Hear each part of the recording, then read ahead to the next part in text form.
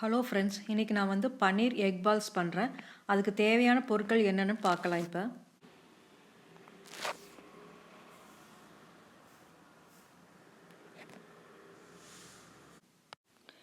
நான் 1/3 மெஷரிங் கப்பை நான் யூஸ் பண்ணியிருக்கிறேன். எல்லா பொருட்களுமே அதில் தான் எடுத்துருக்கிறேன். நீங்கள் உங்களுக்கு தேவையான இதை ஏதோ ஒரு கப்பை யூஸ் பண்ணிக்கோங்க. பாசிப்பருப்பு 1 கப்பு, கடலைப்பருப்பு 1 கப்பு, முட்டை வந்து 4 எடுத்துருக்கிறேன், 1 மட்டும் தான் காட்டியிருக்கிறேன். மல்லித்தலை, கருவேப்பிலை, பன்னீர் வந்து 1 கப் எடுத்துருக்கேன், இன்னும் கூட ஜாஸ்தி எடுத்துக்கலாம். பெரிய வெங்காயம் 1 கப்பு, மீல் மேக்கர் பார்த்திங்கன்னா அந்த கப்புலேயே வந்து நான் 4 கப் எடுத்துருக்கிறேன். இதே கப்பில் நான் வந்து 4 கப் எடுத்துருக்கிறேன். மிளகாய்த்தூள் 1 டீஸ்பூன், தனியாத்தூள் 1 டீஸ்பூன், மஞ்சள் தூள் 1/2 டீஸ்பூன், பெப்பர் பவுடர் வந்து 1/2 டீஸ்பூன் எடுத்துருக்கிறேன். கரம் மசாலா தூள் 1 டீஸ்பூன், சீரகத்தூள் 1/2 டீஸ்பூன்,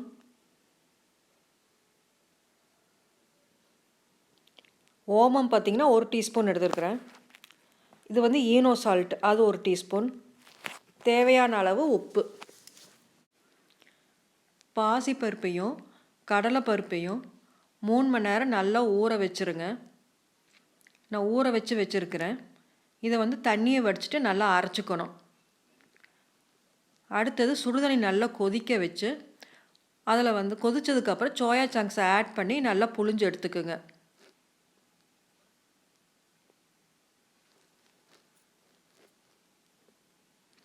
இந்த 2 பருப்பையும் நல்லா நைஸாக அரைச்சி வச்சுருக்கிறேன். 4 முட்டை நல்லா அடிச்சுக்குங்க. மீல் மேக்கரை நல்லா புழிஞ்சிட்டு நல்லா கொரகொரப்பாக அரைச்சிக்கணும். நம்ம கொத்துக்கறியெலாம் வச்சுருப்போம்ல, அந்த மாதிரி கொரகொரப்பாக இருக்கணும். நைஸாக மட்டும் அரைச்சிடக்கூடாது. அதுதான் முக்கியமான டிப்பு. நல்லா இந்த மாதிரி கொத்துக்கறி மாதிரி பாருங்கள், இப்படி இருக்குது பாருங்கள். இந்த மாதிரி கொத்துக்கறி மாதிரி நம்ம 1-2 பல்ஸ் மோடில் போட்டு எடுத்துக்கணும். இப்போ ஒரு பெரிய பாத்திரம் எடுத்து நம்ம எடுத்து வச்சுருக்க அத்தனை பொருட்களையுமே ஒன்றா சேர்த்து நம்ம நல்லா கலக்கிக்கணும். இங்கே வந்து நான் வந்து கிரேட்டட் பன்னீர் யூஸ் பண்ணியிருக்கிறேன். நீங்கள் வந்து பன்னீரை வந்து சின்ன சின்ன பொடியாக க்யூப்ஸாக கட் பண்ணி கூட இதில் நீங்கள் ஆட் பண்ணிக்கலாம். அது கூட கொஞ்சம் நல்லாயிருக்கும்.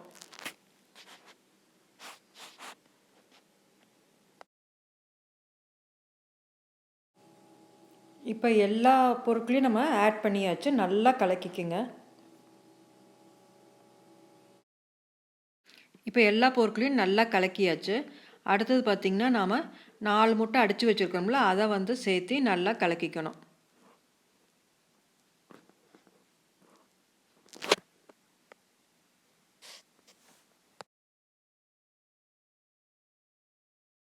முட்டையை வச்சு நல்லா கலக்கியாச்சு. இப்போ ஓமத்தை எடுத்து கையில் வந்து 2 தேய்ச்சி அதில் போட்டு நல்லா கலக்கிக்குங்க.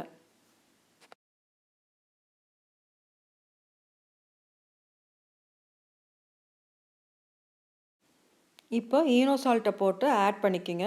நம்ம எப்போ சுட போகிறோமோ அப்போ தான் ஈனோ சால்ட்டை ஆட் பண்ணணும். கடைசியாக தான் நம்ம ஆட் பண்ணி நல்லா கலக்கிக்கோங்க.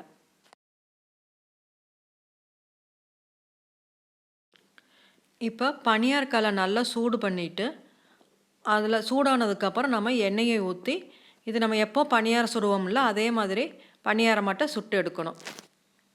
2 சைடும் திருப்பி போட்டு நம்ம சுட்டு எடுக்கணும். இப்போ கல் காஞ்சிருச்சு. நம்ம வந்து குழியில் கொஞ்சம் கொஞ்சமாக அந்த மாவை ஊற்றிக்கலாம். இப்போ கொஞ்சம் எண்ணெய் ஊற்றிக்கங்க. நீங்கள் மூடி வச்சு சுடுறதுனாலும் சுட்டுக்கலாம்.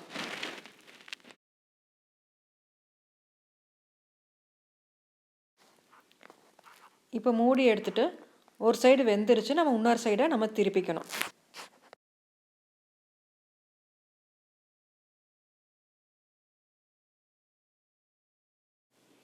இப்போ எல்லா சைடு திருப்பியாச்சு.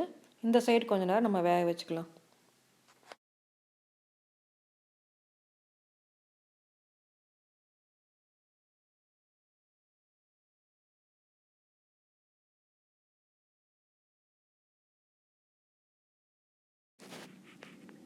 இப்போ மூடி எடுத்துட்டு வெந்துருச்சான்னு பார்க்கலாம்.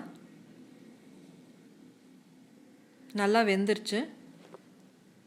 இப்போ ஒரு தடவை லேசாக திருப்பி பார்த்துட்டு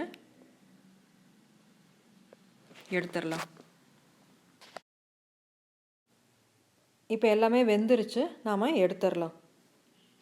நாம் பன்னீருக்கு பதிலாக கேரட் பீன்ஸ் எல்லாம் பொடி பொடியாக அரிஞ்சு வேக வச்சு இதில் ஆட் பண்ணி நம்ம அதோட வெஜிடபிள் பால்ஸ் மாதிரி செய்யலாம். இந்த பால்ஸ் வந்து நம்ம சும்மாவே சாப்பிடலாம், இல்லாட்டி டொமேட்டோ சாஸ் வந்து ரொம்ப நல்லாயிருக்கும். அதுவும் பிடிக்கலைன்னா நம்ம தேங்காய் சட்னி இல்லாட்டி தக்காளி சட்னி வச்சு சர்வ் பண்ணலாம். இப்போ நம்ம எல்லா பால்ஸையும் எடுத்தாச்சு. நம்மளோட பன்னீர் எக் பால்ஸ் ரெடி.